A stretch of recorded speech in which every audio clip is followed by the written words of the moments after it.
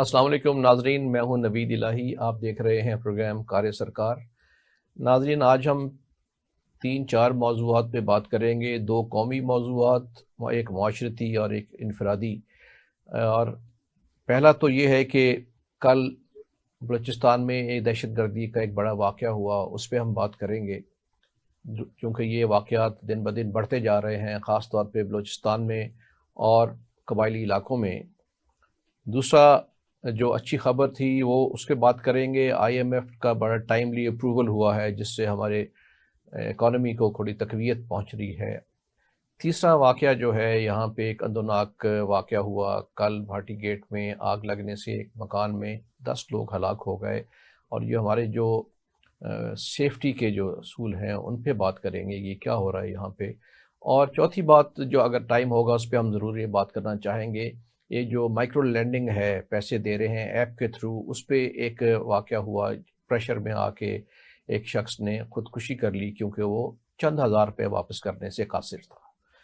تو ان موضوعات پہ بات کریں گے۔ ہمارے ساتھ اسٹوڈیو میں ہیں صفدر علی خان صاحب، سینئر صحافی ہیں، خرم اسلم خان صاحب، forward joint director general intelligence bureau, اور آن لائن ہے ہمارے ساتھ عبدالستار خان صاحب، سینئر صحافی اور اینکر۔ تو سب سے پہلے میں خرم اسلم صاحب یہ میں بات کروں گا کہ یہ جوب میں کل جو ایک بڑا واقعہ ہوا ہے، گیرزن میں گھسنے کی کوشش کی دہشت گردوں میں، اور وہاں پہ بلوچستان میں جوب میں، لیکن وہاں پہ چیک پوسٹ پہ انہوں نے حملہ کیا، جو باہر تھا اس پہ وہ قابض ہوئے، وہاں پہ 3 جوان انیشلی شہید ہو گئے، اور انٹینس فائرنگ کے بعد اور لوگ بھی شہید ہوئے، جو کہا جا رہا ہے تقریباً 12 فوجی جوان شہید ہوئے ہیں، اس میں زخمی بھی ہوئے ہیں، 5 سیولین بھی زخمی ہوئے ہیں، اور جواباً جو ہو، اگرچہ ان کو اندر نہیں گھسنے دیا گیا لیکن 5 دہشت گرد بھی اس میں مارے گئے ہیں۔ تو یہ اب بلوچستان میں یہ واقعات تسلسل سے ہو رہے ہیں، یعنی میرا خیال ہے تسلسل اتنا نہیں ہے جتنا یہ قبائلی علاقوں میں ہے، لیکن جو بھی واقعہ ہوتا ہے وہ بڑا واقعہ ہوتا ہے، اور ان کا حملہ ایف سی پہ ہی ہو رہا ہے لگاتار پچھلے 1.5-2 سال سے۔ تو اس کے لیے ہمارے پاس ایک مربوط پروگرام کیوں نہیں ہے کہ اس کو روکنے کے لیے؟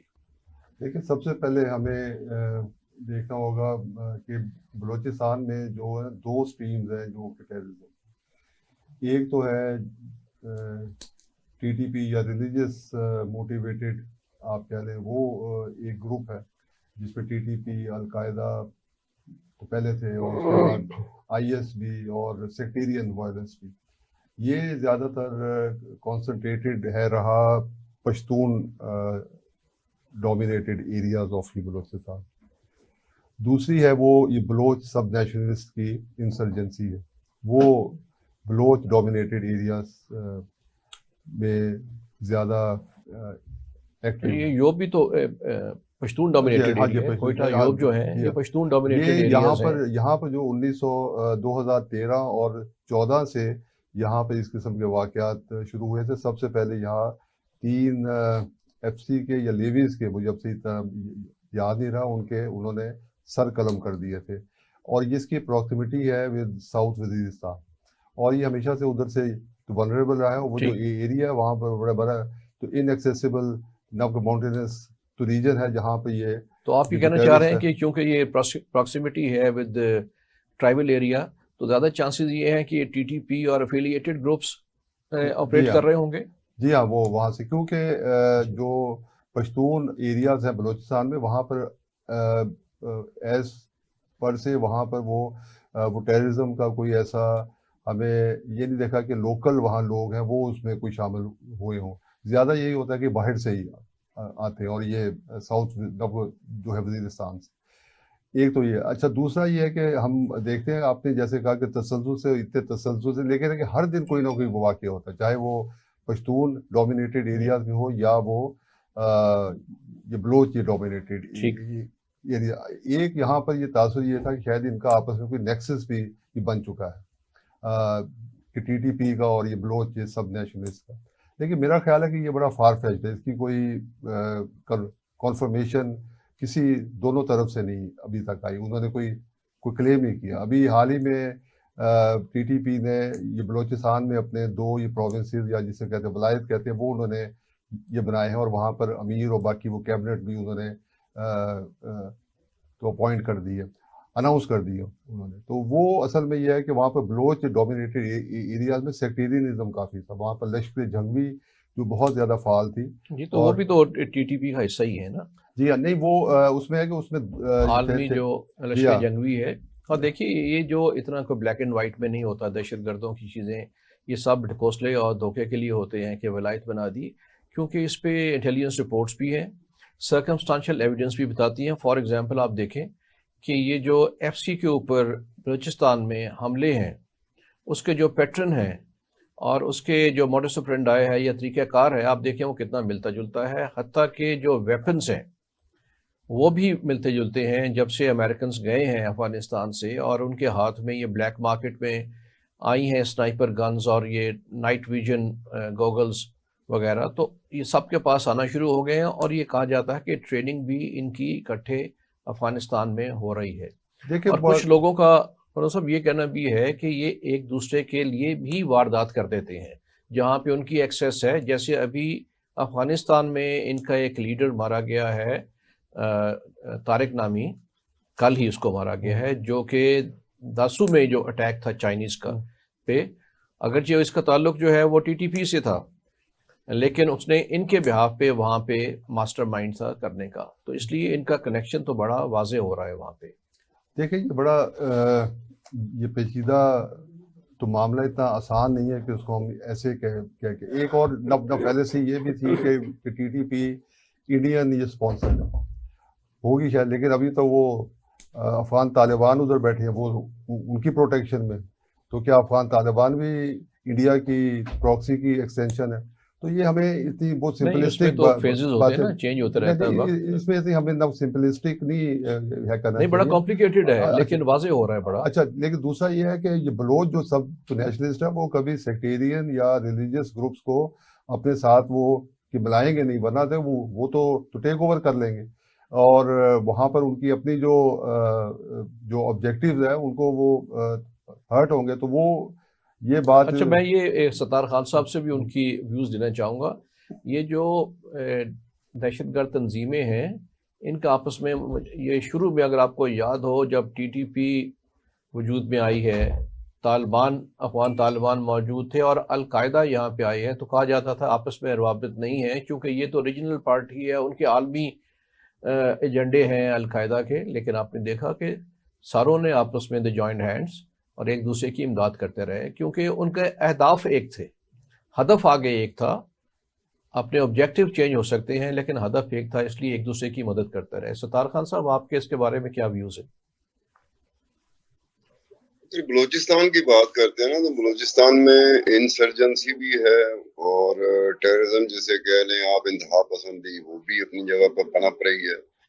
جہاں انسرجنسی ہو، انسرجنسی کو اگر ٹیررزم کے ساتھ ملانا ہو تو اچھا خاصا مشکل کام ہو جاتا ہے، کیونکہ ایک پارٹ آف دی بلوچستان بلکہ بڑا حصہ اس کا بلوچستان کا پولیٹیکلی موٹیویٹڈ، وہ خاص قسم کی ایک جدوجہد ہے ان کی، جس کو وہ نام دیتے ہیں کہ جی ہم نے کچھ چیزیں حاصل کرنی ہیں.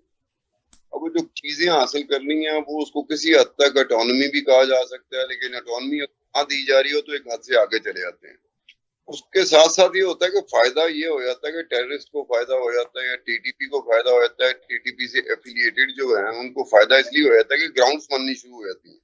اس میں یہ ہوتا ہے کہ ٹی ٹی پی کوئی چیز کرے گی تو یہ جو قوم پرست ہے جو اٹانومی کی جنگ لڑ رہا ہے یا انسرجنسی میں ہے وہ اس کو برا نہیں کہے گا، مطلب اس کو اس طرح سے کنڈیم نہیں کرے گا جس طرح سے آپ یا میں کریں گے، کیونکہ وہ الٹیمیٹلی جیسے آپ نے کہا کہ جی جب یہ پاکستان میں شروع ہوا تھا، ٹی ٹی پی آئی تھی، پھر القاعدہ آئی تھی، پھر افغان طالبان آ گئے تھے، تو کہا یہ جا رہا تھا آپس میں ایفیلیشن کوئی نہیں ہے، وہ لوکل لیول کا ایجنڈا ہے، وہ انٹرنیشنل لیول کا ایجنڈا ہے، ان کا اپنا ہے. لیکن الٹیمیٹلی وہ جوائنٹ ہینڈ، اور جوائنٹ ہینڈ کے علاوہ ان کے اپنے سپلنٹر گروپ بھی بنتے تھے جو ایک دوسرے کو نقصان بھی پہنچاتے تھے، لیکن اس کاز کو لے کے، جس کو کاز کہتے ہیں، اس کو لے کے آگے بھی چلتے تھے.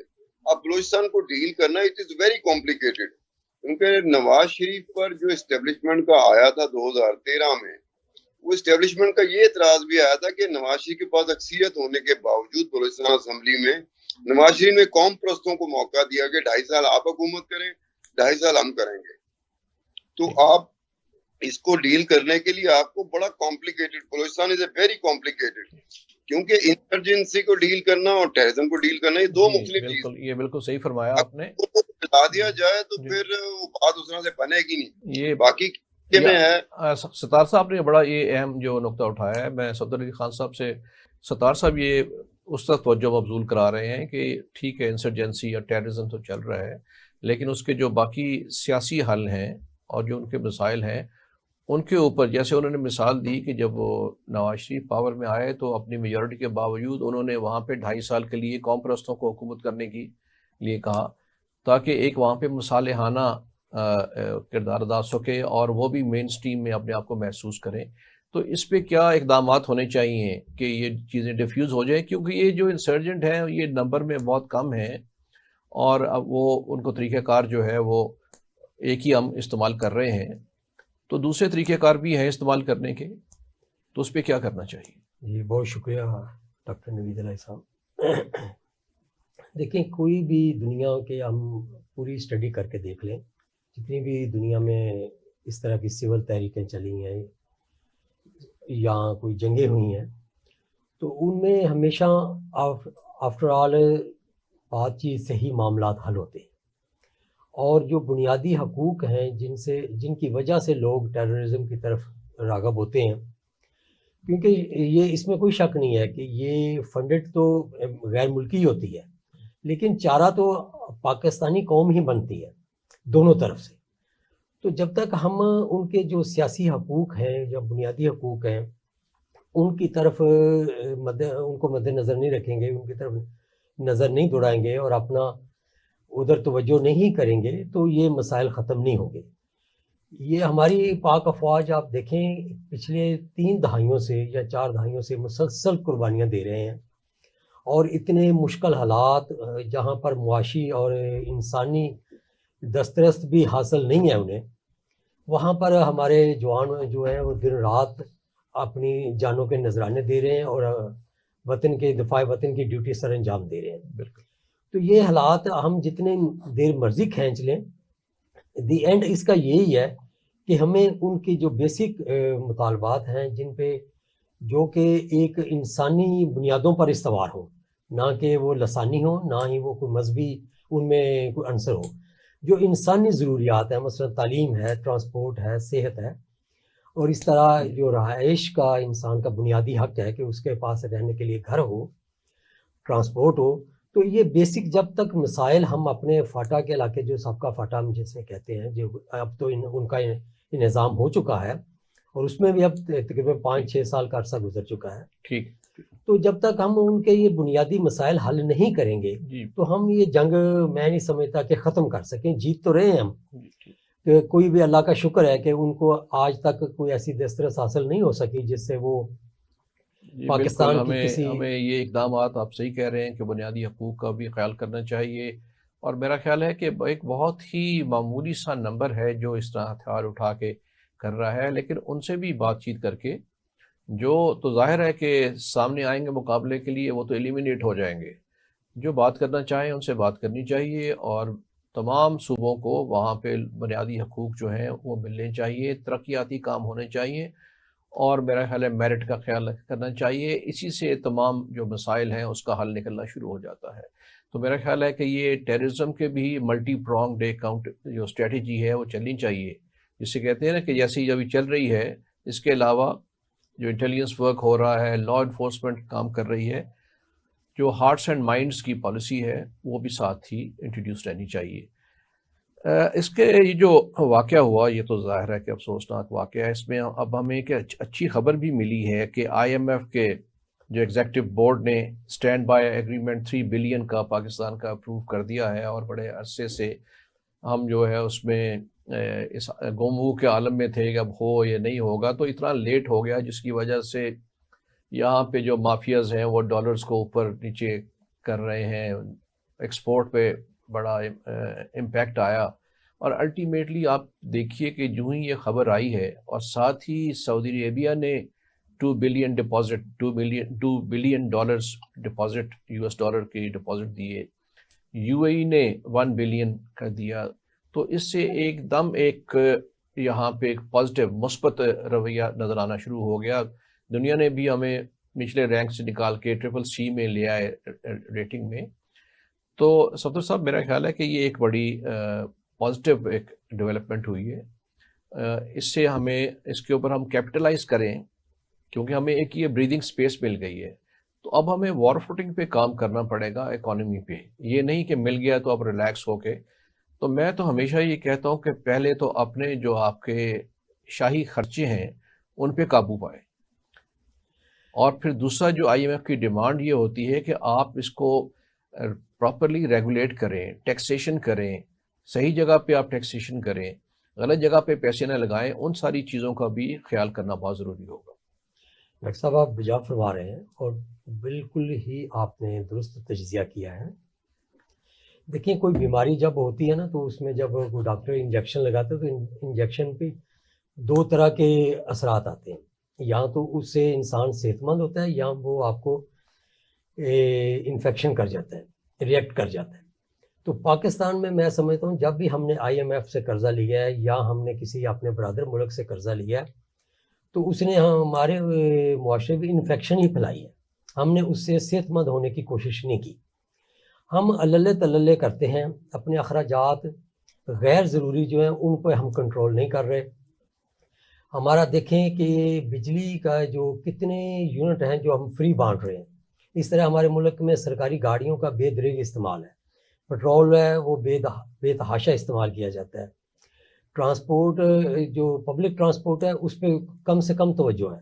جب آپ کو یاد ہے کہ لاہور میں یہ گرین بس سروس شروع ہوئی اور یہ میٹرو ٹرین آئی تو آپ نے دیکھا کہ کسی نے اس کا نام جنگلہ بس رکھ دیا, کسی نے نام کچھ رکھ دیا. حالانکہ یہ صدیوں سے دوسرے جو ترقی یافتہ ممالک ہیں اب جو وہ یہ بیسک چیزیں تھیں انہوں نے سٹارٹ میں یہ شروع کی ہیں. انگلینڈ میں تو 150 سال پہلے 150 سال سے شروع ہو چکی ہے.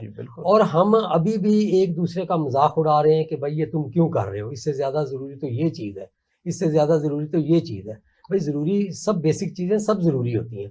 جب تک آپ اپنا بیسک چیزیں ہی پوری نہیں کریں گے, ٹھیک کرنا ضروری ہے. ملک کا ہمارا اربوں ڈالر کا تو صرف پٹرول ہی ہم فاروق صاحب آپ نے 3-4 دہائیوں سے آپ سرکاری ملازمت پر رہے ہیں. یہ لوگوں کا جو الزام آتا ہے کہ جی سرکار پہ بہت زیادہ خرچے کیے جاتے ہیں, وہاں بہت زیادہ فضول خرچی ہوتی ہے, اس کو کنٹرول کیا جائے تو اربوں روپے یا ڈالر جو ہیں وہ بچ سکتے ہیں, تو اس میں کس حد تک سچائی ہے اور کیا ہونا چاہیے اس پہ؟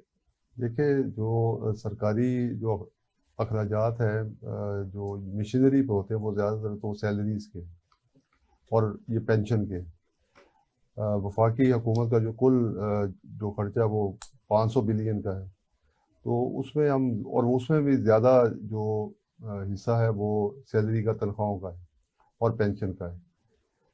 تو ہم یہ ایسے خرچے جو بچائے جا سکتے ہیں, نہیں اصل میں 2 گاڑیاں استعمال کریں, آپ فری چیزیں نہ کریں, اس کی بات کر رہے ہیں. جو IMF نے بھی کہا ہے کہ میکرو اکنامک اسٹیبلٹی, اس میں انہوں نے کہا کہ کرپشن کو روٹ آؤٹ کریں اور گورننس پر بھی توجہ. ایک تو وہ, لیکن بنیادی چیزیں وہ یہ ہیں کہ وہ کہہ رہے ہیں کہ آپ جو انرجی سیکٹر میں جو آپ نے ان ٹارگیٹڈ سبسڈیز دی ہیں اس کو آپ اسکیل ڈاؤن کریں, اپنے ریونیوز آپ یہ بڑھائیں اور ایکسچینج ریٹ کو مارکیٹ فورسز کو ڈٹرمن کرنے دیں.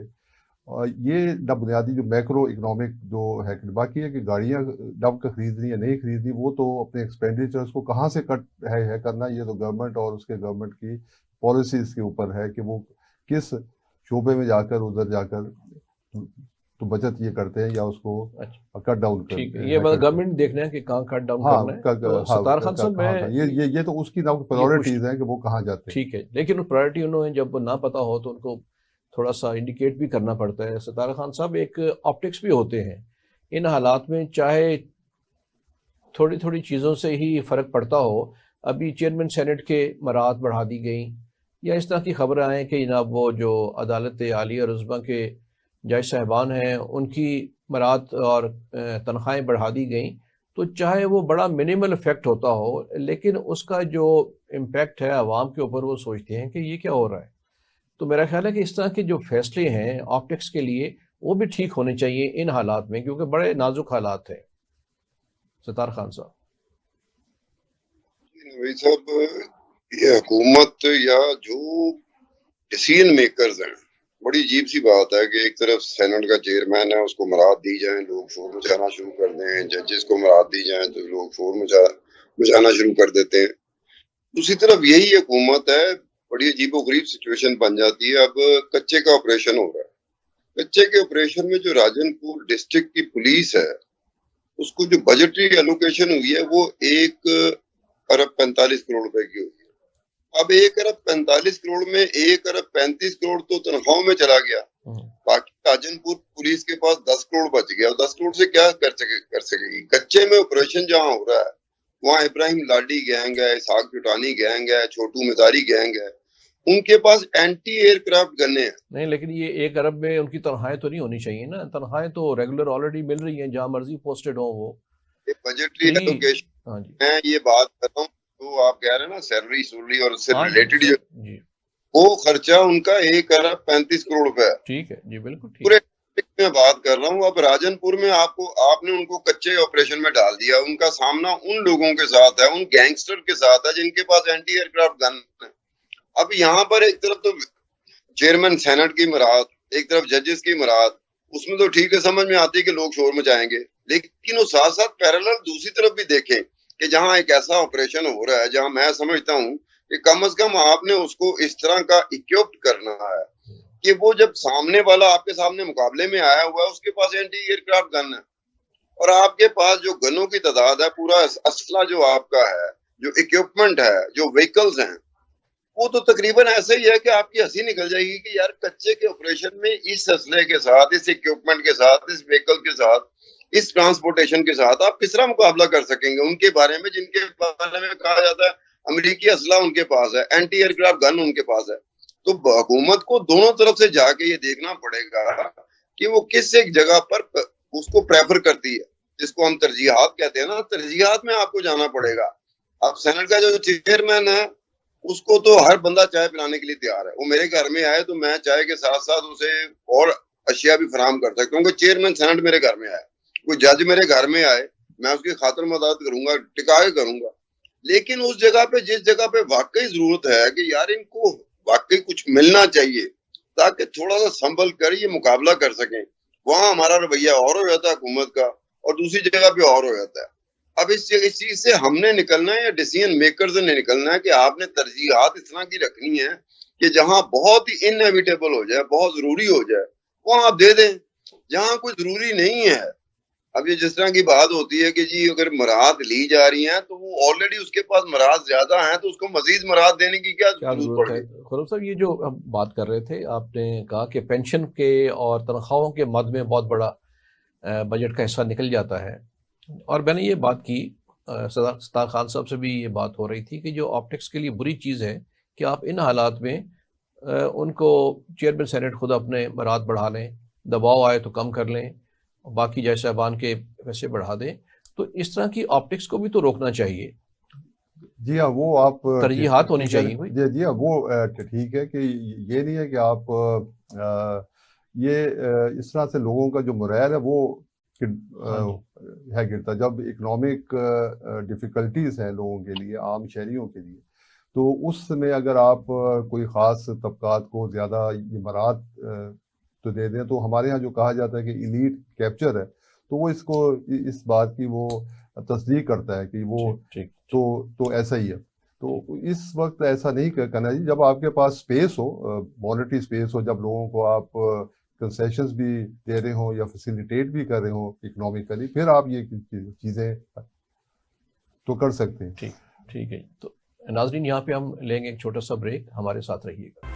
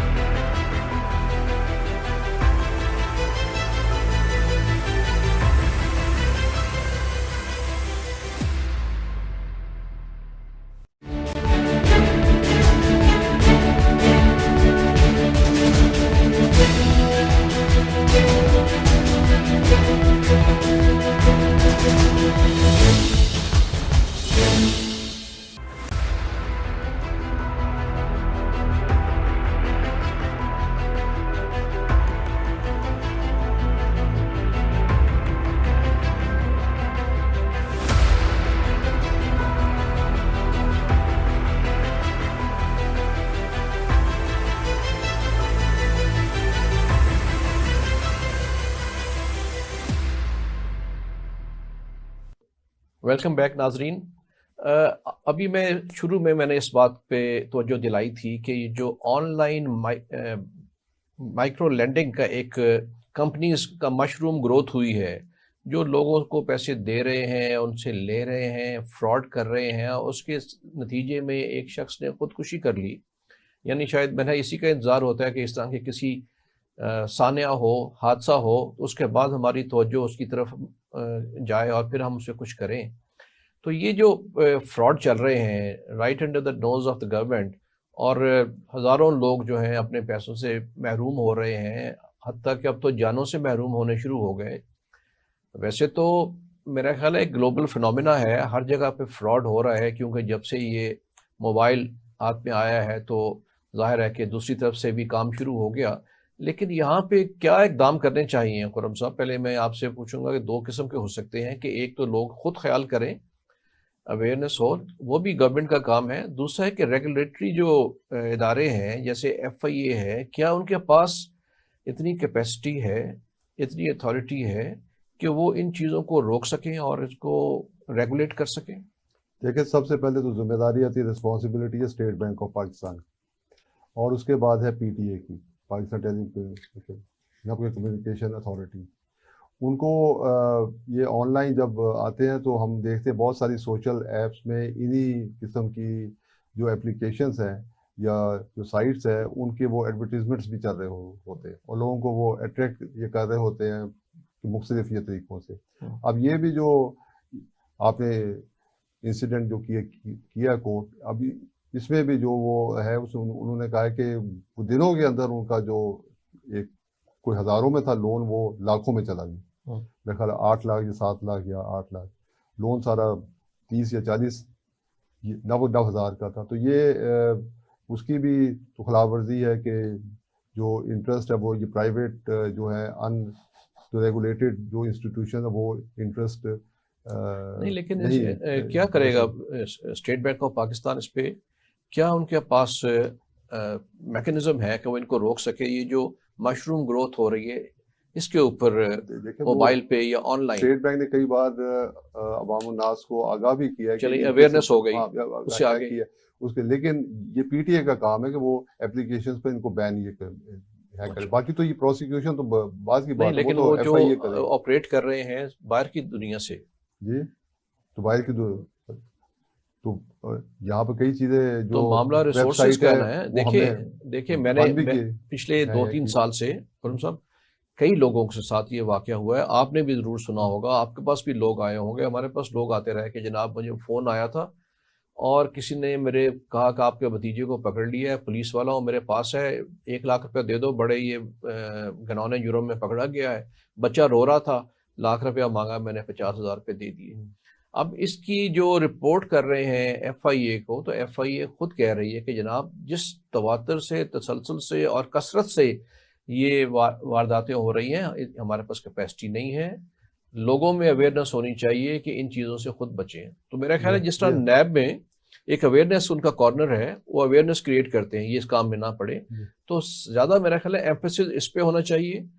उसके बाद सफदर साहब, उसके बाद मेरा ख्याल है कि हम कैपेसिटी बिल्डिंग, ठीक है, और कैपेसिटी बिल्डिंग और इसकी जो बढ़ाने की जरूरत है। FIA के पास तो कुछ भी नहीं है रिसोर्सेस।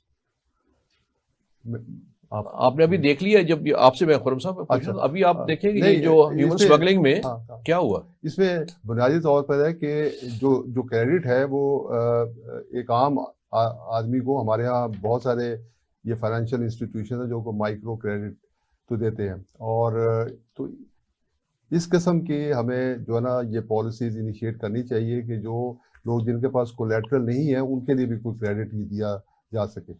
और यहाँ पे जो बेसिक अंडरलाइंग जो थी फैक्टर वो ये था कि he was an unemployed person who had to look after his family, और उसके लिए उसने एक स्मॉल अमाउंट का कर्जा लिया, फिर उसको उतारने के लिए एक और उसने लिया जो इन डेज वो now multiply हो गया, in the end and he was being now harassed and he committed the suicide as claimed by the family।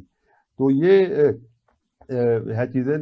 अब अवेयरनेस तो होनी चाहिए, लेकिन जो ज़रूरतमंद है वो कहाँ जाए फिर? تو اس کے لیے پھر یہ مائکرو یہ فائنانس جو ہے ان کو آگے کرنا چاہیے، اور اس طرح سے بہت ساری ہیں، اخوت ہے، وہ بھی یہ ایسی چیزیں دیتی ہیں. لیکن یہ جو ایپس ہیں، یہ جو فراڈولنٹ ہے، یہ اتنی اٹریکٹیو یہ بنا کر پیش ہے کرتے کہ لوگ ان کے بالکل یہ صحیح کہہ رہے ہیں جو آپ کہہ رہے ہیں کہ اٹریکٹیو بنا کے. مجھے کل کوئی بتا رہا تھا کہ یہ جو ہیومن اسمگلنگ میں لوگ گئے ہیں بیچارے ڈوب گئے، ان کے جو پیرنٹس تھے ان کو جو ہیومن اسمگلرز تھے وہ جو تصویر دکھاتے تھے جہاز کی، وہ فرسٹ کلاس جہاز جیسے کروز جا رہا ہوتا ہے نا کہ اس پہ جائے گا بچہ آپ کا، بعد میں پتہ چلتا تھا کہ وہ مچھلیاں پکڑنے والے جہاز جو گلا سڑا تھا جس کے ڈیک میں گھسا کے بھجوایا گیا.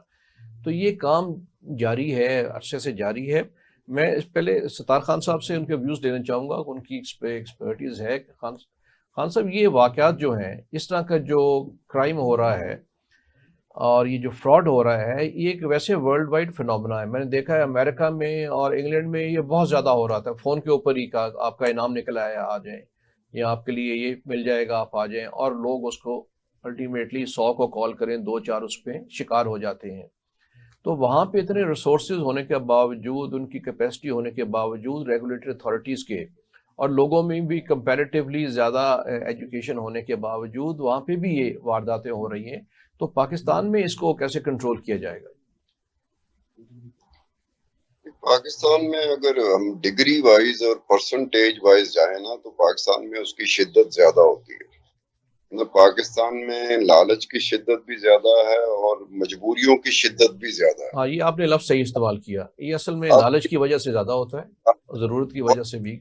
جو ہیں نا وہ ٹیپ کر لیتی ہیں اور پھر لوگ اس میں چلے آتے ہیں. لیکن ابھی جو بات ہو رہی تھی نا کہ جو ادارے بنائے گئے کہ لوگ تو لالچ میں آ جائیں گے، لوگ تو مجبوریوں کے تحت چلے جائیں گے، لیکن یہ کام بڑھتا رہے گا. اس میں کم از کم وہ ادارے، سرکاری ادارے جن کی ذمہ داری ہے، وہ کہاں تک گئے ہیں؟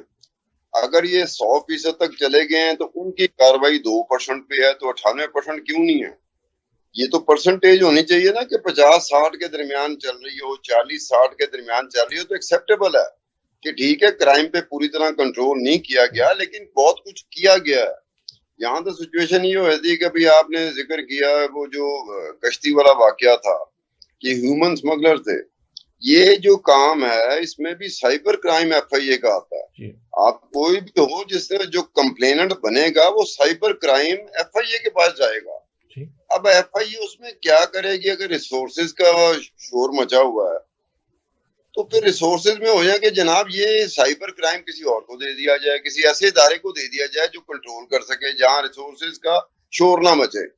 اب یہ آپ نے جو ہیومن اسمگلر کی بات کی ہے تو ہیومن اسمگلر کے اوپر بھی سب سے جو پرائمری ڈیوٹی ہے وہ ایف آئی اے کی ہے.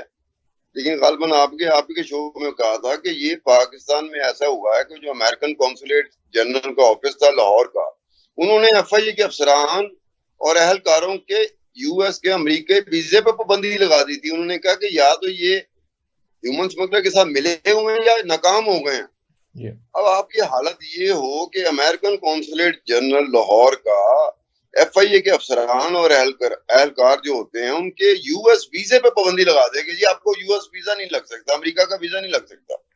ابھی ہماری حالت یہ ہوتی ہے کہ باہر کے ملک سے یو ایس کا ویزا تو مودی صاحب پہ بھی پابندی تھی، اب وہ وہاں پہ ان کو انڈین پرائم منسٹر پہ پابندی تھی اور اب وہ بڑے وہاں سے شان سے جاتے ہیں. نہیں مودی صاحب پہ پابندی تھی، اس پابندی کا انہوں نے میسکر کیا تھا گجرات میں، احمد آباد میں. نہیں ہم لوگ جسٹیفائی ہو جائیں، یہ تو نہیں ہے کہ ان پہ پابندی لگی تھی. ویسے میں بات کروں کہ وہ ہتھیار تو ٹھیک ہے، ویسے وہ اچھا ہے. انہوں نے بھی اپنے کردار میں بہتری پیدا کی، بعد میں تو انہوں نے الاؤ کر دیا. تو یہاں پہ بھی ضرورت اسی بات کی ہے. میں اس پہ یہ بھی یہ دو پہلو تو ہیں جی. ایک پہلو تو یہ ہے صفدر صاحب کہ اویئرنیس کریٹ کریں، کیونکہ لوگ جو ہے وہ اپنے ہرس میں آ کے یا گریڈ میں آ کے کہ شاید یہ انٹرسٹ فری ہے، اس طرح کی چیزوں کے، جیسے کوآپریٹو سوسائٹیز کا اسکینڈل ہوئے اور اس طرح کے بہت ہوئے. دوسری بات ریگولیٹری اتھارٹیز کی تصال ہے یا ریسورسز کی کمی ہے. تیسرا پہلو جو پہلے سب سے آغاز ہوتا ہے کہ قوانین کیا کہہ رہے ہیں. اگرچہ اس کے اوپر پنجاب میں تو قانون موجود ہے، پنجاب کا جو provision of private money lending act 2007، اور بڑا اسٹرکٹ بھی ہے، جس میں نان بیلیبل اوفینس ہے. پرائیویٹ منی لینڈنگ جو ہے وہ اوفینس ہے اور اس پہ 10 سال سزا ہے. تو کبھی سنا نہیں ہے کہ اس کے اوپر کبھی کوئی سزائیں ملی ہوں یا کوئی قانون حرکت میں آیا ہو. نوید علیہ صاحب، سب سے اہم چیز ہے، آپ نے ایک محاورہ سن رکھا ہوگا کہ ضرورت ایجاد کی ماں ہے. ملک میں معاشی جو صورتحال ہے وہ لوگوں کو لالچ کی طرف بھی ابھار رہی ہے، اور جو مسائل ہیں وہ ان کی گمبھیرتا اتنی زیادہ ہے کہ لوگ ان چیزوں کی طرف اٹریکٹ ہو جاتے ہیں. اس کی ایک بیسک وجہ یہ بھی ہے کہ ہمارے جو بینکنگ سسٹم ہے اس میں کسی غریب آدمی کا کوئی حصہ نہیں ہے. اس کو وہاں سے کوئی فنانس نہیں ملتا، اس کے لیے کوئی نہ کوئی چیز اسے گروی رکھوانی پڑتی ہے اور کچھ سفارشیں ڈھونڈنی پڑتی ہیں، پھر کسی کی ضمانت دینی پڑتی ہے. یہ اتنے جھنجھٹ ہیں کہ انسان ان سے بیزار ہو جاتا ہے. تو ایزی وے ڈھونڈا جاتا ہے. ایزی وے یہ ہے کہ ہم دیکھیں زمین دار جو ہے ہمارے ملک کا، خاص طور پر پنجاب کا، وہ آڑتی سسٹم میں پھنسا ہوا ہے. جی. کہ وہ جو اپنی فصل بوتا ہے اور اتنی محنت سے اسے کاشت کرتا ہے، وہ آفٹر آل کے مڈل مین میں کے پاس آ کے تو خرد برد ہو جاتی ہے. یہی حال اب شہروں کی طرف رخ کر رہا ہے کہ لوگ سود کے کاروبار میں انوالو ہوتے جا رہے ہیں. آپ کبھی گلی محلوں میں جا کے دیکھیں تو ہر گلی میں کوئی نہ کوئی سود خور بیٹھا ہوا ہے اور یہ اور غیر وہ قانونی لوگوں کام کو سارا کسی نہ کسی طرح پھنسا رہا ہے. جی پھنسا تو رہا اب یہ ٹیکنیکل کام مجبوریوں شروع کو ہو فائدہ گیا اٹھا کہ رہے ایپ پہ شروع ہو گیا. ایپ تو یہ بہت بڑا تو اس کو یہ کنٹرول اب کرنا. اگر اس کو اسی سٹیج پہ نہ روکا گیا تو یہ بہت زیادہ پھیل اصل جائے گا. میں یہ مسئلہ اور یہ لوگ تو بڑے پریشان فیس لیس لوگ ہیں جن کی آپ نشاندہی کر رہے ہیں کہ وہ محلے میں چلے اس کو تو قابو کیا جا سکتا ہے، اس کو بھی نہیں قابو کرتے. کوئی نہیں قابو کرتا. یہ آپ نے دیکھا ہوگا کوئی نہیں ہے، وہی لوگوں کو قابو جی، کرتے ہیں. ایک اور چیز دیکھیں نا، جیسے آپ نے پہلے بتایا کہ ہمارے سپریم کورٹ کے ججز کی تنخواہیں بڑھی ہیں، تو یہ سمبل ہوتی ہیں کسی بھی قوم کے لیے، معاشرے کے لیے، ملک کے لیے. اور کسی نے یہ نہیں کہا کہ نہیں میری تنخواہ نہ کسی بڑھائیں. نے یہ نہیں کہا، اور جب خود تک والنٹیرلی وہ کہتے کہ ہم پہ یہ 20% کٹ لگائے، لیکن سب نے کہا کہ نہیں جی شکر ہے ہمیں کچھ ملے ہیں، ہم تو بھوکے مار رہے ہیں. تو یہ جس طرح کا معاشرہ ہم تشکیل دے رہے ہیں تو اس میں یہ چیزیں کوئی اچنبے والی تو ہمیں نہیں لگنی چاہیے. لیکن یہ جو prohibition of private lending act ہے، منی ایکٹ ہے، اس پہ اتنی جو بلیٹنٹ وائلیشن ہوتی ہے، جیسے صفدر صاحب کہہ رہے ہیں گلی محلے میں سود دینے والے، لینڈ دینے، یہاں پہ رکشہ اور یہ موٹر سائیکل دینے والے بیٹھے ہوئے ہیں پرائیویٹ، اور وہ کاروبار چل رہا ہے اس لیے کہ سارے بیچ میں ملوث ہوں گے.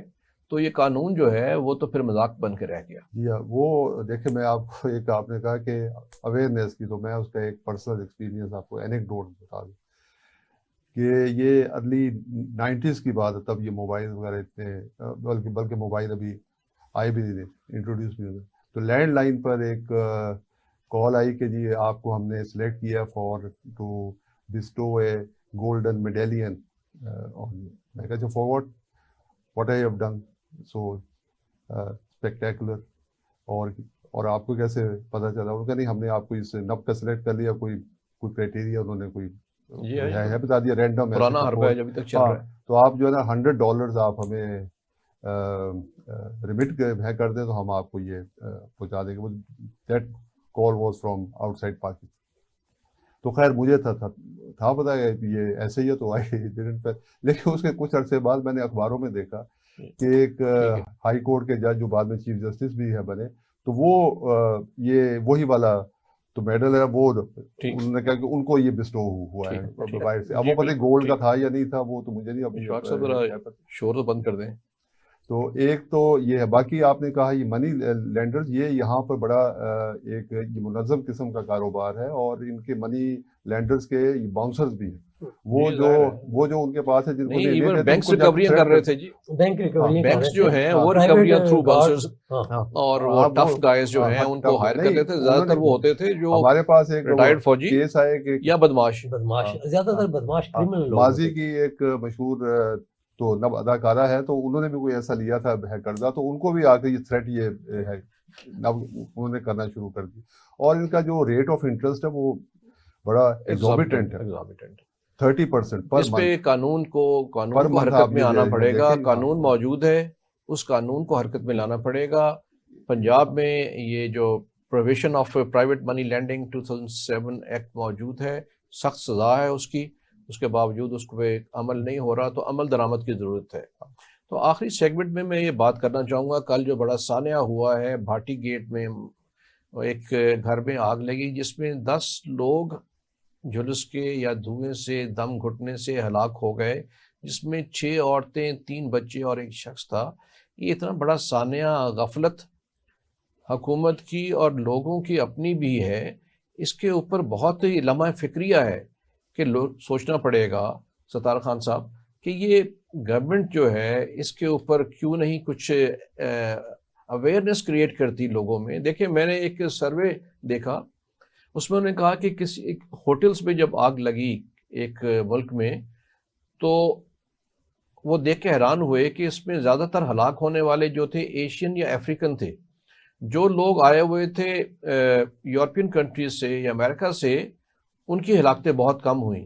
تو تحقیق کرنے میں پتہ چلا کہ ان کو بیسک ٹریننگ تھی آگ سے بچنے کی، اور ان نے جب آگ لگی کمروں میں وہ تو لیٹ جاتے تھے، جو ان کو بتایا گیا تھا کہ دھواں اوپر کی طرف جاتا ہے، نیچے جگہ ہوتی ہے جہاں پہ آکسیجن زیادہ مقدار میں ہوتی ہے، تو آپ کے بچنے کے چانسز بڑھ جاتے ہیں، اتنی دیر میں امداد آ جائے۔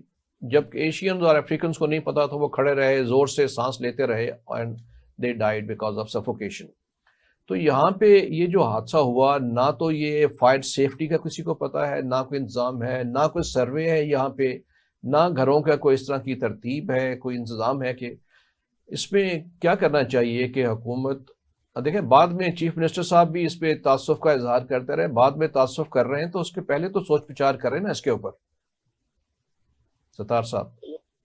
یہ ملک جو ہے نا، یہاں حکومت ہو، اسٹیٹ ہو یا کوئی انڈیویجول ہو، ہمیں ایک چھپانے کی عادت پڑی ہوئی ہے۔ پوری دنیا میں یہ ہوتا ہے، جیسے آپ نے بتایا کہ وہ کسی ملک میں کوئی ہوٹل میں آگ لگی تو وہ افریقی اور ایشین زیادہ کیوں مرے اور باقی کیوں کم مرے، وہ اس سے آپ بتا رہا ہے کہ آگاہی جو ہوتی ہے نا، آگاہی اس کی نہیں ہوتی کہ جی آپ نے آ کے 2 منٹ کے لیے بات کرنے کے لیے لوگوں کو اس سے بچنا چاہیے، یہ نہیں کرنا چاہیے، وہ کرنا چاہیے۔ یہ ایک پوری کی پوری ایجوکیشن ہوتی ہے، پوری کی پوری انڈرسٹینڈنگ ہوتی ہے۔ اب اگر میں نے کوئی پاکستان کے کسی محکمے سے، وزارت سے کوئی ڈیٹا یا ریکارڈ ان کی ویب سائٹ سے جا کے لینا ہے، تو 6 7 7 8 8 سال سے ان کی ویب سائٹ اپ ڈیٹ ہوئی نہیں ہے، اور نہ ہی اس میں کوئی ڈیٹا ہے۔ باہر کی کسی دنیا کے ملک کے کسی آپ محکمے کی طرف چلے جائیں، کسی ڈپارٹمنٹ کی طرف چلے جائیں، کسی وزارت کی طرف چلے جائیں، خدائی قسم آپ جیسے پنجابی میں کہتے ہیں نا مت بچ جانا، کہ اتنا ڈیٹا، اتنا ریکارڈ بڑا ہوتا ہے کہ آپ اس کو ڈاؤن لوڈ کرتے کرتے 2 3 دن لگ جاتے ہیں۔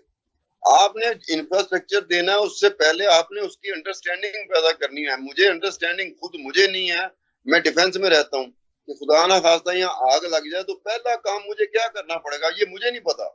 آپ جن کی بھاٹی والوں کی بات کر رہے ہیں، ان بیچاروں کو تو چولہے میں آگ لگانا آتے ہیں بس روٹی پکانے کے لیے، اس کے علاوہ انہیں یہ نہیں پتا کہ گھر میں آگ لگ جائے تو کیسے بچنا ہے۔ تو ہمارے ہاں وہ انڈرسٹینڈنگ، وہ ایجوکیشن، وہ انفراسٹرکچر، یہ سب چیزوں کی کمی ہوتی ہے۔ گورنمنٹ ویسے ہی پھنسی ہوتی ہے، کبھی ایک چیز میں پھنسی ہوئی ہے، کبھی دوسری چیز میں پھنسی ہوئی ہے، کبھی تیسری چیز میں، 3 چیزوں میں خود پھنسی ہوئی ہے، 6 چیزوں میں ہم پھنسا دیتے ہیں۔ اب اس میں پھنسے ہوئے جب آپ اس طرح کے ہوتا ہے کہ آپ IMF کی منتیں کتنے عرصے سے کر رہے تھے، کس لیے کر رہے تھے؟ ایسے لگ رہا تھا جیسے ایک دن گزارنا حکومت پاکستان کے لیے عذاب بن گیا ہوا کہ اگر IMF پیسے نہیں دے گا۔ تو آپ اس طرح کی صورتحال میں اب آپ کیسے کہہ سکتے ہیں کہ جی بھاٹی میں گھر میں اس طرح سے ہوا، 10 بندے مر گئے، اور وہ نہ ان لوگوں کو آگ سے بچنا آتا تھا، نہ حکومت کو ان سے آگ سے بچانا آتا تھا۔ اب دونوں طرف اس طرح کی سچویشن ہو جائے تو الٹیمیٹلی ریزلٹ تو یہی آئے گا جو آیا ہے۔ آپ نے دونوں طرف دیکھنا ہے کہ میں کیسے ایجوکیٹ ہوں گا، میری انڈرسٹینڈنگ کیسے ہوگی، مجھے میری انڈرسٹینڈنگ ڈیولپ کرنے کے لیے آپ کا طریقہ کار کیا ہے، میکنزم کیا ہے، موڈس آپرینڈی کیا ہے آپ کا۔ وہ یہ سمپل ہم جو بتاتے ہیں نا، جس طریقے سے بتاتے ہیں، یہ انڈرسٹینڈنگ پیدا کرنے کا طریقہ نہیں ہے۔ یہ بھاشن دینا، جیسے نصیحت کرنا، وہ نصیحت بھاشن تو صبح سے لے کے رات تک ہے۔ یہ نصیحت کے علاوہ میرا خیال ہے خروب صاحب، اگر یہ جو ہم یہ فائر سیفٹی کی بات ہے، دیکھیں اتنا بڑا نقصان ہوا ہے، اگر ہم نے کبھی اسکول میں، کالج میں، آفیسز میں صرف تھوڑی سی بریفنگ کر دی جائے، کوئی واک ایکسرسائز کر دی جائے، کوئی ٹیمز گھروں پہ، کوئی ٹی وی پہ، آن لائن جہاں فضول باقی گفتگو کی جاتی ہے، آن لائن تھوڑی سی ہدایات ہاؤس وائفس کو، گھر رہنے والوں کو دی جائیں کہ آپ نے اس طرح کے حادثات سے کیسے بچنا ہے، تو میرا خیال ہے کہ 90% آپ اس میں بچت ہو سکتی ہے. باقی آپ کو فائر سیفٹی کا انتظام کرنا پڑے گا. ایک تو یہ ہے کہ ہم نے دیکھا ہے پہلے جو ہمارے جو سیگمنٹ تھا اس میں تھا کہ یہ موبائل اپلیکیشنز کتنی افیکٹو ہیں، تو اس میں یہ ہے کہ یہی جو ہے چیزیں یہ موبائل اپلیکیشنز کے تحت اس کو جو نا لوگوں کی آگاہی کے لیے یہ تو کی جا سکتی ہے، کیونکہ اکثر پیج سے ہمارے یہاں کافی زیادہ اس کا تو یوز ہے. اس کے علاوہ ظاہر ہے تو ٹیلی ویژن بھی ہے، ریڈیو بھی ہے، اس پر بھی آپ یہ ڈب کر سکتے ہیں. اور یہ کسی وقت کسی زمانے میں اسکولوں میں یا کالجز میں یہ ڈرلز وغیرہ کی جاتی ہیں کہ آپ نے کیسے اپنے آپ کو یہ بچانا. لیکن اب وہ ٹائم کے ساتھ وہ ختم ہو گیا. بہت سارا ہمارا جو گورنمنٹ اسکولز ہیں وہاں بھی یہ چیزیں اب اس طرح سے نہیں پڑھائی جا رہی، یا وہ ایکسرسائز نہیں کروائی جا رہی. جو ایلیٹ اسکولز ہیں انگلش وہاں تو آپ تو چھوڑ ہی دیں، وہ تو اس سے وہ تو ان کا میرے خیال ہے ایشو ہی نہیں ہے، تو وہ بھی نہیں یہ ڈب کر کرواتے. لیکن اس کا یہی حال ہے کہ یہ جو ہے نا موبائل اپلیکیشنز پر اس کی جتنی سے زیادہ تشہیر کی جا سکے وہ زیادہ، کیونکہ اس پر زیادہ وہ کم خرچ بھی ہے، اور اس کا کیونکہ اب اگر ٹی وی پہ جائیں گے تو وہ تشہیر بھی کر جی بالکل تو ایئر ٹائم آپ لیں گے، یا اخباروں میں جائیں گے وہاں پر ایڈورٹیزمنٹس کے اوپر اور زیادہ پیسے لگیں گے. اس سے بہتر ہے کہ آپ ادھر ہی گورنمنٹ جو ہے نا وہ نیکسٹ پروگرام میں کسی ماہر کو یہاں بلائیں، یا این ڈی ایم اے سے، یا پی ڈی ایم اے سے، یا ہلال احمد سے، جن کو یہ ڈیزاسٹر مینجمنٹ کا معلوم ہو، وہ ایک 10 منٹ کی بریفنگ دے دیں یہاں پہ، جو لوگ عوام الناس کے لیے ہو، پرو بونو ہو، لوگ دیکھ سکیں. اور اس کو ظاہر ہے پھر یہ باقی چینلز پہ بھی چل جاتا ہے، جو سوشل میڈیا چینلز پہ، تو یہ محل ہے بہت بڑی اویئرنیس ہے، اور ہر ایک کو کرنا چاہیے. تمام چینلز کو، تمام جو انفلوئنسر ہیں ان کو چاہیے کہ اپنی بات کرتے کرتے ساتھ میں لوگوں کے لیے جو سیفٹی کی بات ہے اس کے لیے بھی آگاہی دیں. اس سے جیسے میں نے عرض کیا اور جیسے قرب صاحب کہہ رہے ہیں، یہ اویئرنیس جو ہے میرا یہ خیال ہے کہ 80% آپ کے جو ہے حادثات سے بچا جا سکتا ہے، کیونکہ لوگوں کو علم نہیں ہے. اور دوسری طرف یہ ہے کہ حکومت کے پاس ریسورسز اور انفراسٹرکچر اس طرح نہیں ہے، تو حکومت کو بھی اس پہ سوچنا ہوگا کہ اس پہ کیا انہوں نے کرنا ہے، کس طرح اس کی بجٹ ایلوکیشن کرنی ہے. آپ صرف نئے جو ہاؤسنگ سوسائٹیز بن رہے ہیں ان کو مجبور کیا جائے کہ وہ فائر سیفٹی کا انتظام رکھیں. کچھ علاقوں میں ہو رہا ہے، جیسے ڈی ایچ اے وغیرہ میں، یا ادھر کچھ پابندی نئے سیکٹرز میں شروع ہوئی ہے. لیکن جو پرانے ہیں جہاں لوگوں کی بہت بڑی کثیر تعداد رہ رہی ہے، اس کا کیا کرنا ہے، اس پہ سوچنا ضروری ہے حکومت کے لیے اور ہم سب کے لیے، اور اس پہ آگاہی دینا ضروری ہے. حکومت بھی کرے اور میڈیا بھی کرے. تو اس کے ساتھ ہی آج کا پروگرام کا وقت ختم ہوا. ناظرین اگلے ہفتے انشاءاللہ پھر حاضر ہوں گے، تب تک اجازت دیجیے. تمام مہمانان کا شکریہ. خدا حافظ.